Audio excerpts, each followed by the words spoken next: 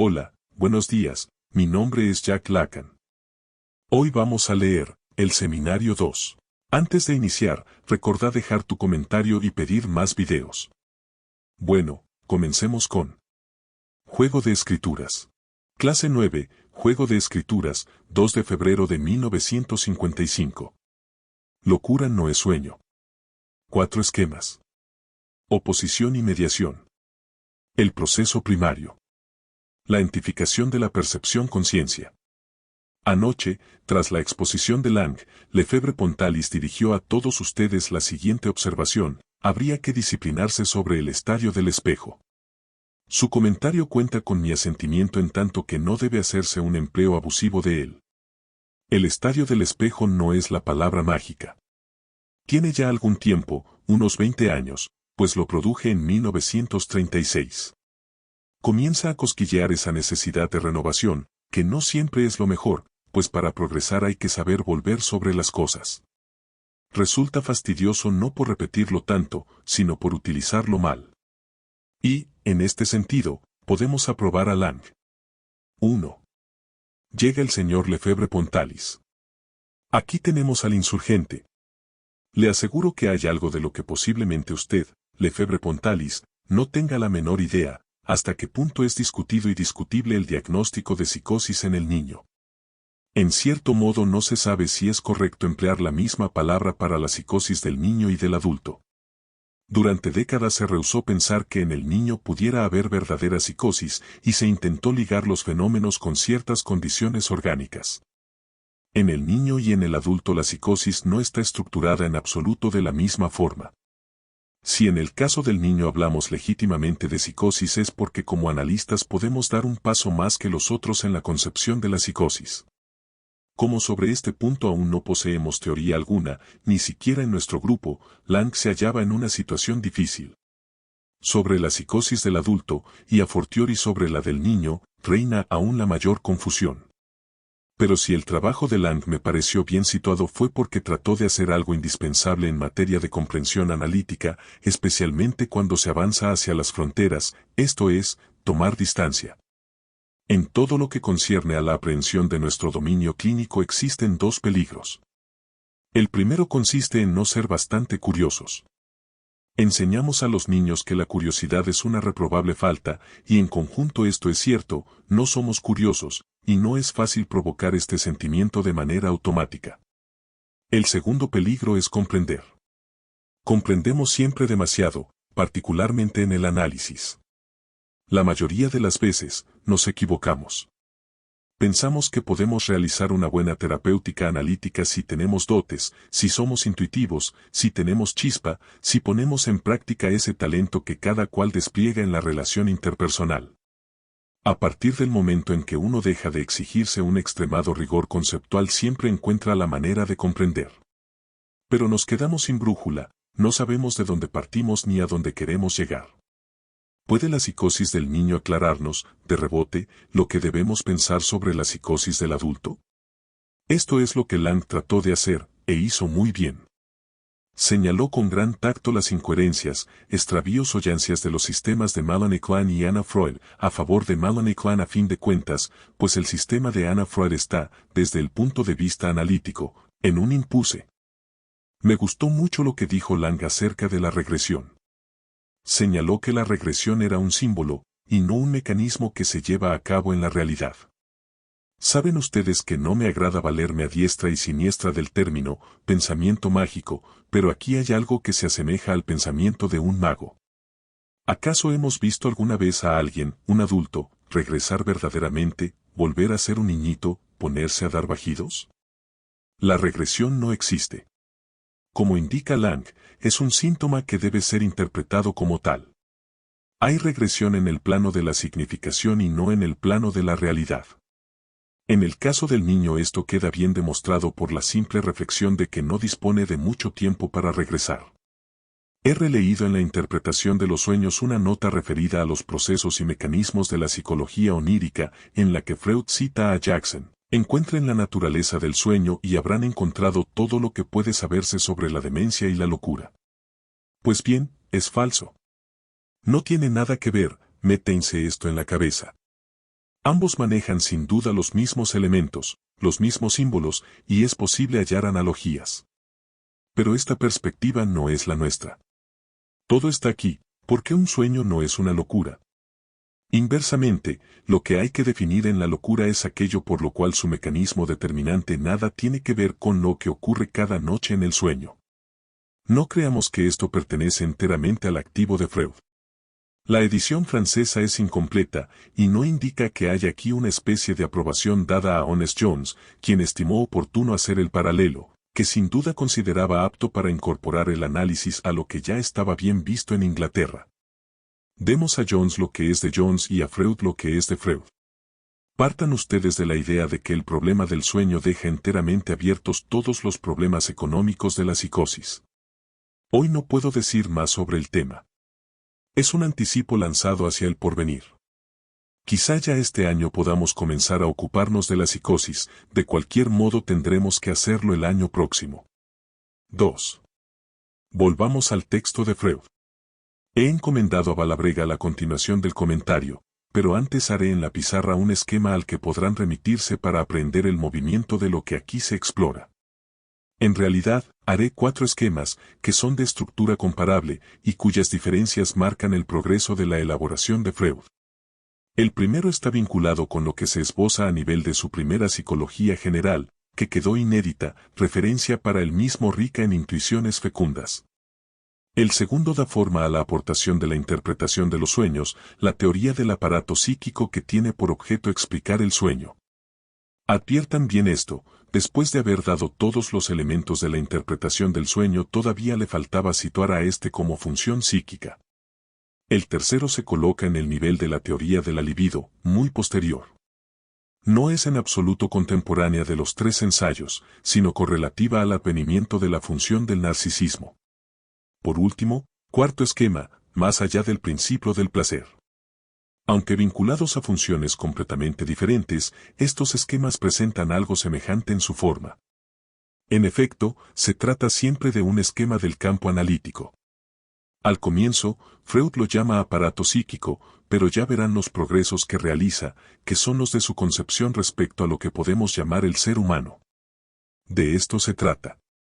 En el fondo de vuestras reivindicaciones en el plano teórico, en el fondo, por ejemplo, del llamamiento que hizo ayer Lefebvre-Pontalis, está la idea de que tienen frente a ustedes algo individual, si no único, de que todo está concentrado en la forma que tienen delante, de que ahí está la unidad de objeto en psicoanálisis, si no en psicología, cuyos límites y leyes se cree poder conocer. Todos ustedes creen seguir estando en el dominio psicológico, que la psique es una especie de doble y de propiedad de eso que ven. Llama la atención vuestra inadvertencia de que todo progreso científico consiste en hacer que el objeto como tal se desvanezca. En física, por ejemplo, cuanto más se avanza menos se capta el objeto.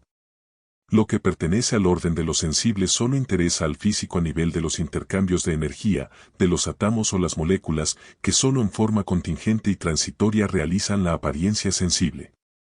Esto no quiere decir que para nosotros el ser humano se desvanezca. Como filósofos deben ustedes saber que el ser y el objeto no son en absoluto la misma cosa. Desde el punto de vista científico, al ser, desde luego, no podemos aprenderlo, ya que no es de orden científico. Pero el psicoanálisis constituye, sin embargo, una experiencia que muestra, por así decir, su punto de fuga. Subraya que el hombre no es un objeto, sino un ser realizándose, algo metafísico. ¿Es ese nuestro objeto científico? Por cierto que no, pero nuestro objeto tampoco es el individuo que en apariencia encarna a este ser. Hay en todo sueño, dice Freud, un punto absolutamente inasequible, que pertenece al dominio de lo desconocido, lo llama, ombligo del sueño. No hacemos hincapié en estas cosas de su texto probablemente porque creemos que son poesía. Pues no. Esto quiere decir que hay un punto que no es aprehensible en el fenómeno, el punto de surgimiento de la relación del sujeto con lo simbólico. Lo que denomino, ser, es esa última palabra, por cierto no accesible para nosotros en la posición científica, pero cuya dirección está indicada en los fenómenos de nuestra experiencia. Lo que nos importa es saber en qué punto tenemos que situarnos en la relación con lo que llamamos nuestro partenaire. Pues bien, si algo resulta evidente es que en el fenómeno único constituido por la relación interhumana, hay dos dimensiones diferentes, aunque sin cesar se unen, lo imaginario y lo simbólico. En cierto modo, ambas se entrecruzan y es preciso que sepamos siempre qué función ocupamos, en qué dimensión nos situamos con respecto al sujeto, de una manera que realice ya sea una oposición ya sea una mediación. Nos engañamos si creemos que por confundirse en el fenómeno estas dos dimensiones forman solo una. Acabamos así en una especie de comunicación mágica, en una analogía universal en base a la cual muchos teorizan su experiencia. En lo concreto y lo particular esto suele ser a menudo muy rico, pero absolutamente inelaborable y expuesto a toda clase de errores técnicos. Todo esto es muy somero, pero lo verán precisado y representado en el cuarto esquema, que responderá a la última etapa del pensamiento de Freud, la de más allá del principio del placer. 3. Intervenciones durante la exposición del señor Valabrega. ¿A qué denomina Freud sistema? Freud parte del esquema del arco reflejo en su forma más simple, que tantas esperanzas ofreció de comprender las relaciones entre el ser vivo y un medio circundante. Dicho esquema pone de manifiesto la propiedad esencial del sistema de relaciones de un ser vivo, éste recibe algo, una excitación, y responde algo. No olviden que la noción de respuesta implica siempre que nos hallamos ante un ser adaptado. Este esquema del arco reflejo surgió, por ejemplo, de las primeras experiencias con la rana, en la época en que la electricidad que como modelo, ya verán, nos enseñará tantas cosas comenzaba a hacer su aparición en el mundo. Si se estimula eléctricamente a una rana, o se le echa una gota de ácido en la pata, se rascará esa pata con la otra, a esto se le llama respuesta.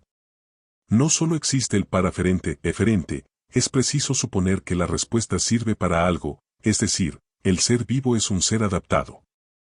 Freud retama todo esto al comienzo de su construcción. Parece ya introducir ahí la noción de un equilibrio o, dicho de otro modo, de un principio de inercia. Pero esto no es legítimo.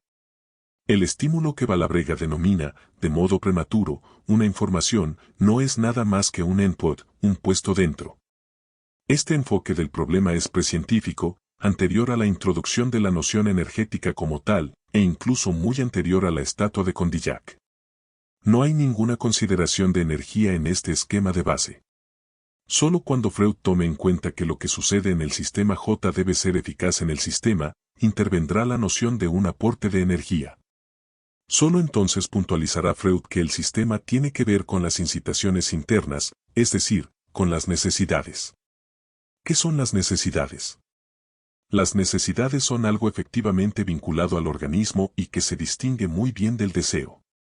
Deploraba anoche Lang el que se siga confundiendo deseo con necesidad y, en efecto, no son en absoluto lo mismo. El Nid expresa de qué modo el sistema, que es un sistema particular del organismo, entra en juego en la homeostasis total de éste.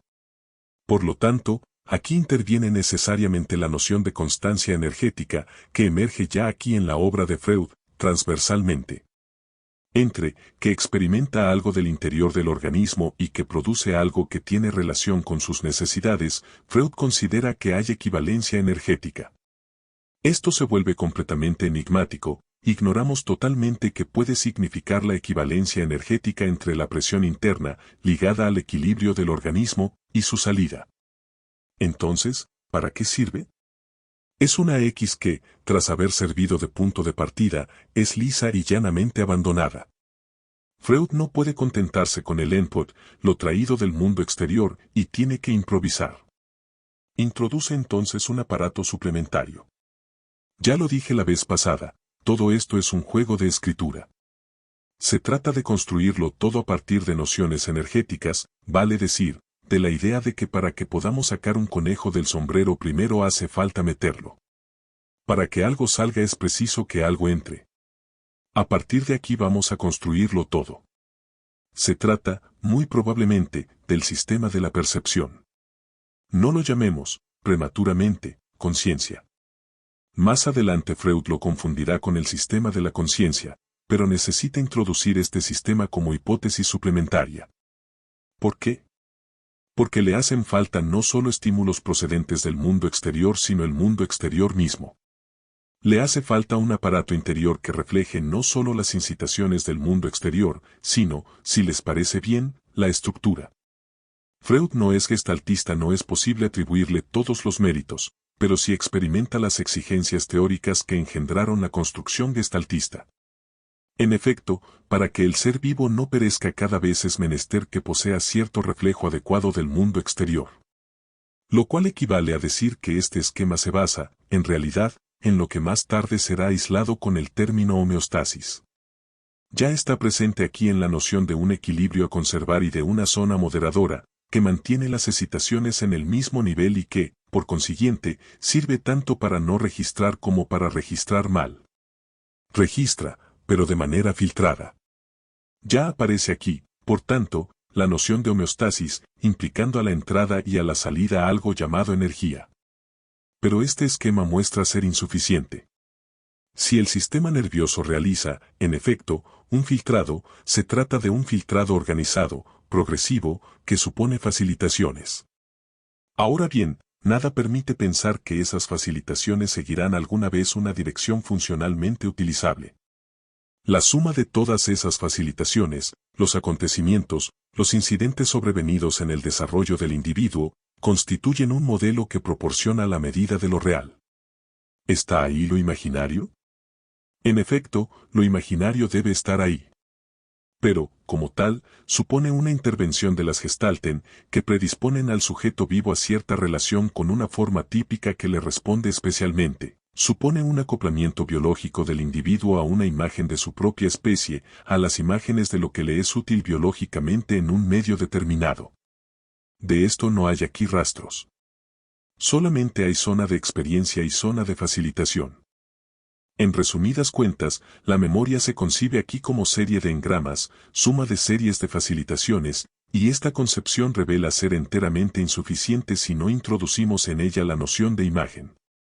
Si se postula que una serie de facilitaciones, una secuencia de experiencias hace surgir una imagen en un aparato psíquico concebido como una simple placa sensible, es obvio que cuando la misma serie es reactivada por una nueva excitación, por una presión, por una necesidad, se reproducirá la misma imagen. Dicho de otro modo, todo estímulo tiende a producir una alucinación. El principio del funcionamiento del aparato es la alucinación. Esto es lo que quiere decir proceso primario.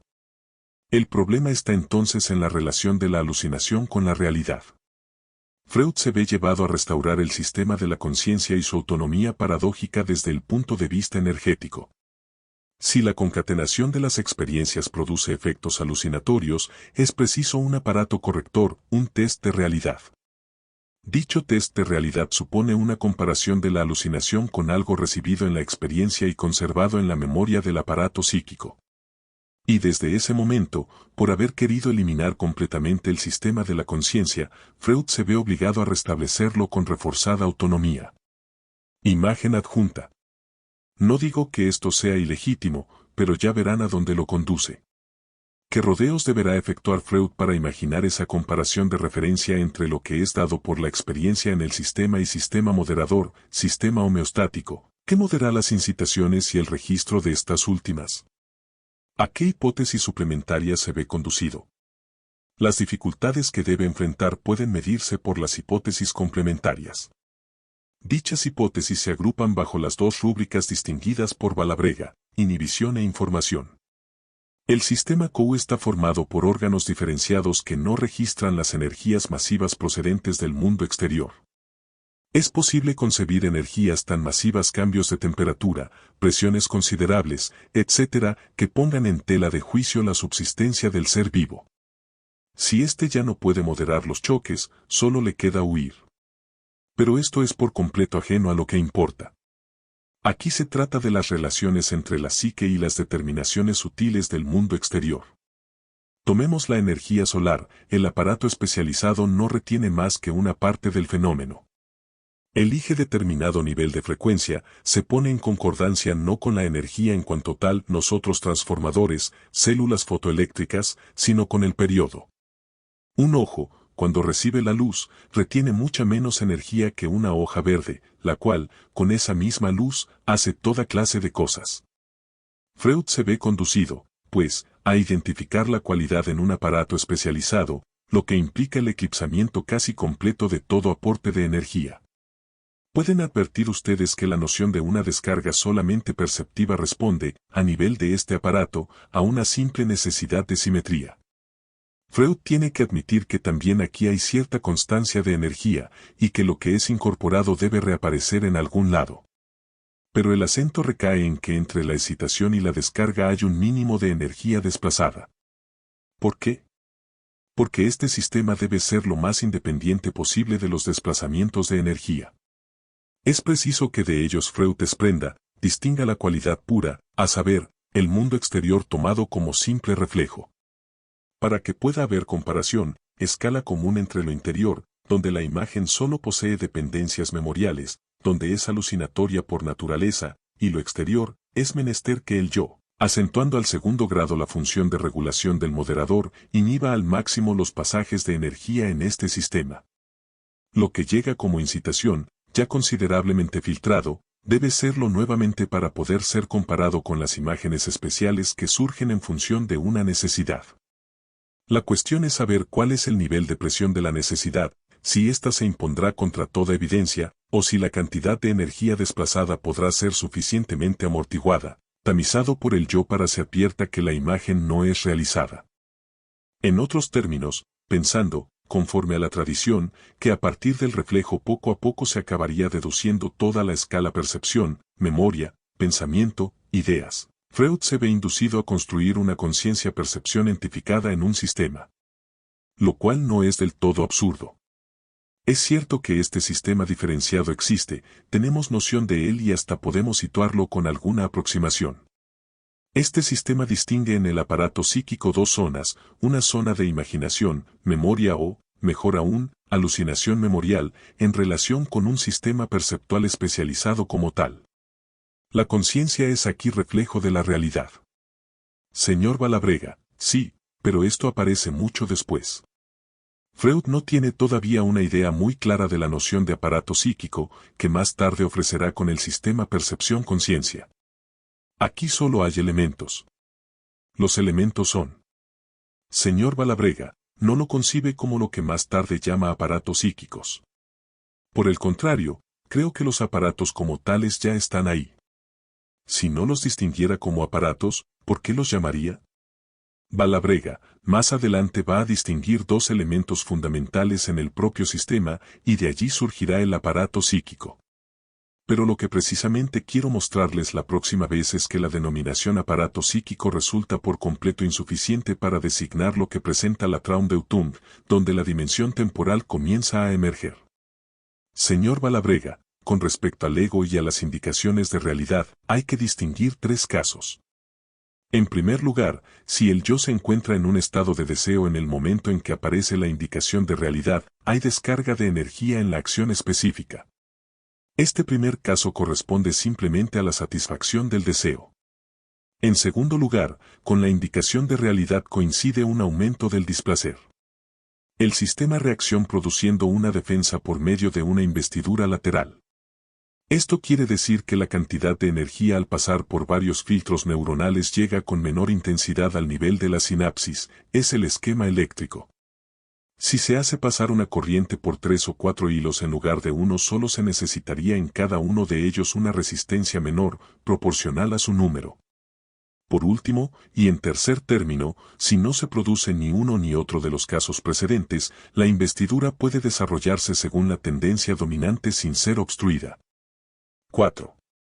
Juicio, pensamiento, etc., son descargas energéticas en tanto que inhibidas. Esta seguirá siendo la construcción de Freud cuando diga que el pensamiento es un acto mantenido a nivel de una investidura mínima. En cierto modo, es un acto simulado. Debe admitirse que hay un reflejo del mundo, en la medida en que la experiencia nos obliga a postular una percepción neutra, digo desde el punto de vista de las investiduras, vale decir, una percepción que tiene investiduras mínimas. Si la psicología animal ha hecho progresos, fue por haber puesto de relieve en el mundo, en el humuel del animal, líneas de fuerza, configuraciones que para él son puntos de llamada preformadas que corresponden a sus necesidades, Esto es, a lo que también se denomina Swinemville, la estructura ligada a la conservación de su forma. En efecto, no basta con hablar de homeostasis energética. Las necesidades de un cangrejo no son las de un conejo, y el uno no se interesa por las mismas cosas que el otro. Pero pónganse a explorar el campo de percepción de un conejo, un cangrejo o un pájaro. Propongan a una rata, a una gallina, algo que le es eminentemente deseable, el alimento, el objeto que satisface una de sus necesidades, y pongan sistemáticamente en correlación ese objeto con una forma o un color. Es increíble la cantidad de cosas que una gallina y hasta un cangrejo son capaces de percibir, ya sea por medio de sentidos homólogos a los nuestros, la vista, el oído, o de aparatos que tienen todo el aspecto de aparatos sensoriales sin que podamos atribuirles un correspondiente antropomórfico, el caso del saltamonte, por ejemplo. De cualquier modo, pueden ustedes advertir que el campo sensorial que se encuentra a disposición de un determinado animal se halla marcadamente extendido en comparación con lo que interviene de manera electiva como estructurante de su umwelt. Dicho de otro modo, no hay simplemente coaptación del Innenwelt con el umwelt, estructuración preformada del mundo exterior en función de las necesidades. Cada animal tiene una zona de conciencia, decimos conciencia, en cuanto que hay recepción del mundo exterior en un sistema sensorial mucho más amplia que lo que podemos estructurar como respuestas preformadas a sus necesidades pivotes. En cierto sentido, esto corresponde precisamente a lo que este esquema nos presenta como capa sensible generalizada. El hombre tiene, en efecto, muchas más informaciones sobre la realidad que las que adquiere por la simple pulsación de su experiencia. Pero le falta lo que denomino vías preformadas. El hombre parte absolutamente de nada. Es preciso que aprenda que la madera arde y que no hay que arrojarse al vacío. No es cierto que el hombre tenga que aprender todo eso, pero, ¿qué sabe de nacimiento? Es ambiguo. Probablemente lo aprende, pero por otras vías que el animal. Tiene ya cierta orientación, cierto conocimiento, con naissance, en el sentido de Claudel, conocimiento, con naissance, de la realidad, que no es otra cosa que las gestalten, las imágenes preformadas. Admitirlo no solo es un requisito de la teoría freudiana, sino una exigencia de la psicología animal. Hay un aparato de registro neutro que constituye un reflejo del mundo, sea que, como Freud, lo llamemos consciente o no. En el hombre, empero, esto se presenta con el relieve particular que denominamos conciencia, en la medida en que entra en juego la función imaginaria del yo. El hombre adquiere la visión de ese reflejo desde el punto de vista del otro. Es otro para él mismo. Esto es lo que produce la ilusión de que la conciencia es transparente a sí misma. En el reflejo no estamos, para percibir el reflejo estamos en la conciencia del otro. Como pueden comprobar, el esquema racional del aparato psíquico propuesto por Freud no está elaborado, y esto es lo ingrato que presenta nuestro discurso de hoy. Se trata del primer aleteo de Freud. Todo es al mismo tiempo grosero, ambiguo y, en ciertos aspectos, redundante, sin embargo, llegará a ser fecundo. La noción de equivalencia, por ejemplo, es aquí bastarda. Hay necesidades, dice Freud, y estas necesidades impulsan al ser humano a reacciones destinadas a satisfacerlas. Pues bien, lejos de ser vitalista, lejos de introducírsela por la fuerza en un esquema pseudomecanicista, esta noción es, en realidad, energética. Al comienzo hay una cantidad de energía neuronal. La conjunción de esta concepción con la experiencia del sueño producirá, como verán, una sorprendente evolución del esquema.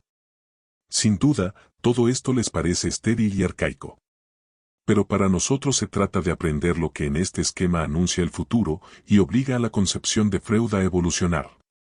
No es cierto, como pretende hacernos creer Chris, que Freud haya pasado del pensamiento mecanicista al pensamiento psicológico, grosera oposición que nada significa. Freud no abandonó su esquema después, lo elaboró en su teoría del sueño, sin marcar, sin siquiera sentir las diferencias, y dio entonces un paso decisivo que nos introduce en el campo psicoanalítico como tal. No hay conversión de Freud a un pensamiento organopsicológico. Es siempre el mismo pensamiento que continúa. Podría decirse que su metafísica no cambia, sino que Freud completa su esquema haciendo entrar en él una cosa muy diferente, la noción de información. Sepan dejar en suspenso el pensamiento sobre momentos ingratos, y no olviden que son estos los primeros momentos de un pensamiento creador, cuyo desarrollo conduce mucho más allá. Bueno, espero que te haya gustado y espero verte la próxima. Recordá dejar tu comentario y pedir más videos. Hasta la próxima.